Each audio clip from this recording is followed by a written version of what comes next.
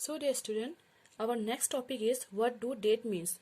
तो इसमें हम दो चीज़ों का ध्यान रखेंगे। The first is BC, it means before Christ. The next is AD, it means anno domini.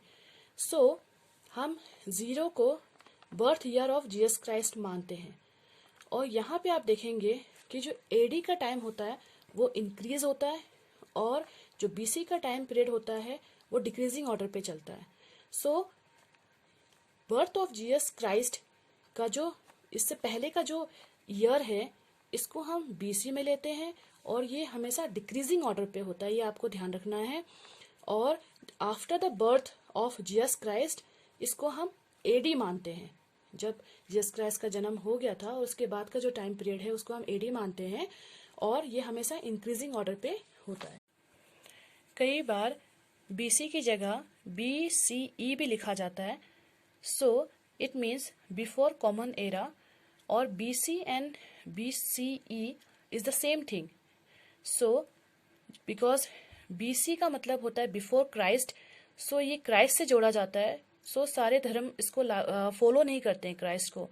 सो उनकी भावनाओं के लिए बहुत सारे कंट्रीज ने क्या किया है, बिफोर कॉमन एरा यूज किया है। एंड यहाँ पे AD है, एंड AD की जगह कई बार CE भी यूज करते हैं, इट मीन्स कॉमन एरा। सो अगर AD की जगह CE भी लिखा होता है तो आपको ये समझना है it is talking about AD और after the birth of Jesus Christ. और कहीं पे अगर BC की जगह BCE भी लिखा गया होता है तो आपको समझना है कि it is talking about before Christ period. Now हम टाइम पीरियड के जरिए इसको और क्लियर करने की कोशिश करते हैं। जैसे किसी व्यक्ति का जन्म 500 BC में हुआ और आफ्टर 50 ईयर्स उसकी डेथ हो गई।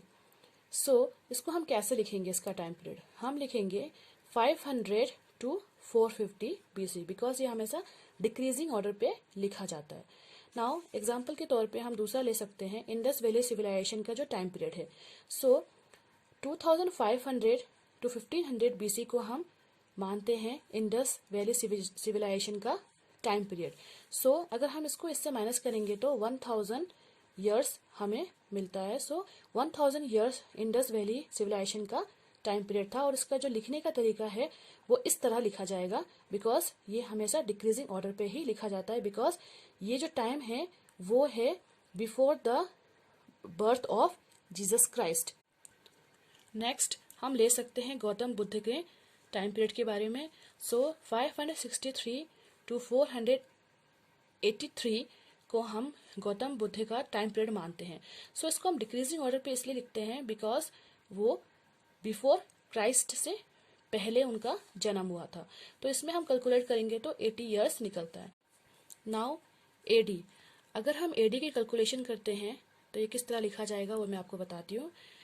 सपोज किसी व्यक्ति का जन्म 1000 AD में हुआ है और 50 साल बाद इसकी डेथ हो गई है, तो ये इसका जो टाइम पीरियड होगा वो कैसे लिखा जाएगा, वो लिखा जाएगा 1050 AD।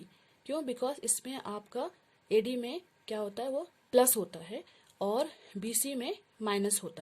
नाउ इसको और अच्छी तरह समझने के लिए हाउ मेनी ईयर्स एगो, अगर हम किसी चीज़ के बारे में बात कर रहे हैं तो वो हम एग्जैक्टली कितने साल पहले की बात कर रहे हैं वो अभी हम देखेंगे इसमें। सो एग्जाम्पल के तौर पे गौतम बुद्ध का जो टाइम पीरियड है वो ले लेते हैं हम, जब उनका जन्म हुआ था 563 BC में। सो अब हम देखेंगे कितने साल पहले उनका जन्म हुआ था, how many years ago. So BC में हमेशा क्या होता है, प्रेजेंट टाइम को हम प्लस करते हैं। सो प्रेजेंट टाइम आज अभी का आप ईयर ले लो 2020, जो अभी आप चल रहा है ये साल ले लो आप 2020, प्लस 563 जो गौतम बुद्ध का जन्म का साल है।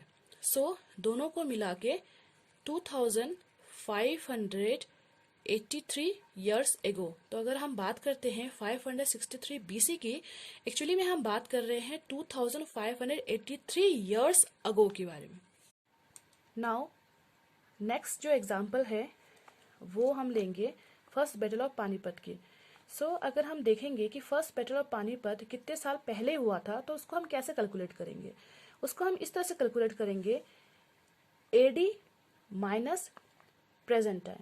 सो 1526 को हम माइनस करेंगे जो प्रेजेंट ईयर चल रहा है, सो डेट इज 2020 को हम माइनस करेंगे इससे, so we will get 494 years। So 494 years ago क्या हुआ था, फर्स्ट बैटल ऑफ पानीपत की लड़ाई हुई थी।